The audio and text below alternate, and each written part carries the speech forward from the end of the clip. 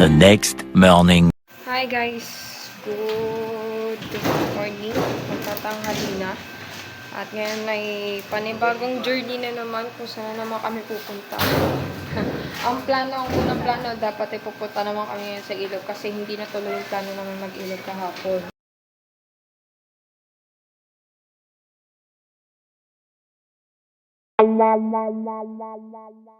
Kaso ang nangyari, hindi natuloy kasi pagdating pa lang doon sa pinupuntahan namin, umuulan-ulan na. Siguro dahil sobrang fog, tapos yun. Eh pagbaba naman namin sa bundok, wala namang ulan. So ngayon, hindi rin mangyayari yun. Kasi saan tayo pupunta ngayon, ma? Saan tayo pupunta? Doon sa bahay kubo ni Manoy, ng kuya ko. Lupa niya yun na. Ang lupa niya. Ayan.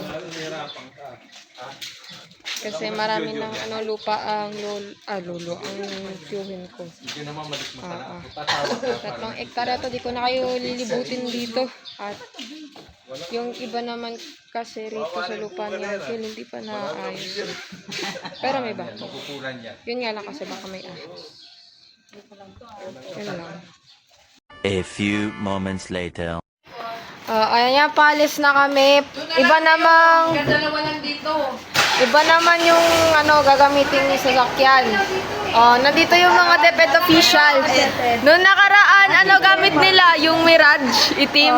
Ngayon naman, Ano yun? yung kahapon, expander. Yun. Hindi, yung ngayon, Montero. Mga DepEd official. Oh yeah. Sa Montero Sport.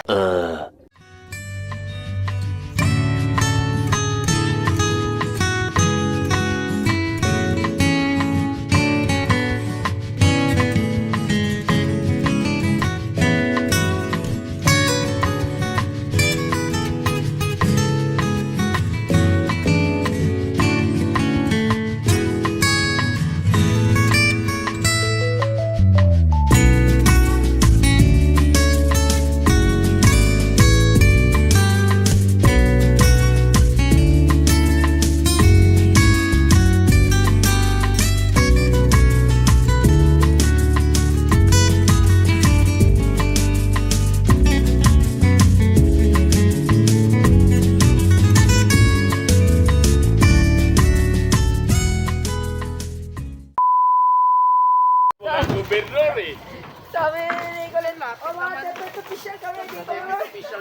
Kala ko, gobernador ang nanaog eh. Ayan, nandito na kami sa lugar ng tiyuhin ko. Yung panibago niyang nabiling lupa. Oh yeah. Ayan. Mga kapitbahay sila. Dito magkari kay Nay Riban. Vlogger to, di ba? Si Wamos. Ang ganda yan.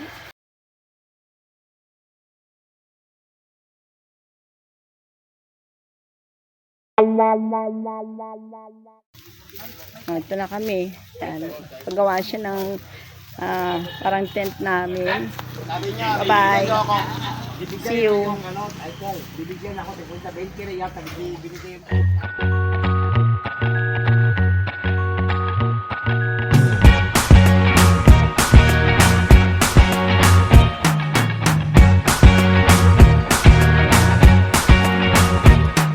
I can't forget the day we met. Your eyes so blue. Ayun guys, nakabalik na kami mula doon sa lugar ng tito ko sa kabila. At ngayon, ang oras ay 2:24. Hindi kami nagtagal doon kasi maya-maya ayos na kami. Pa kami na Cebu. So, by 5 PM. 5:30 yata. Tsaka kami aalis. So, yun lang. Ang next na video na makikita nyo pala. Hi! So, ang next video na makikita nyo na ay yung nasa barko na kami. Ayan. First time ko guys sampa ng barko. Di pa ako nakakasakay ng barko. So hanggang dito na lang muna. Ciao!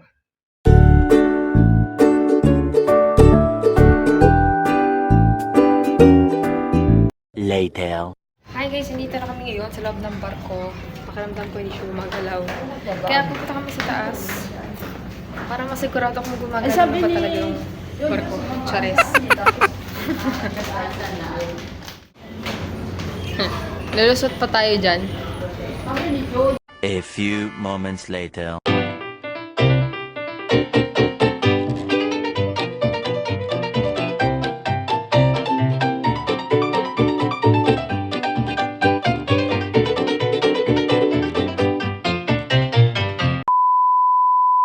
Tomorrow.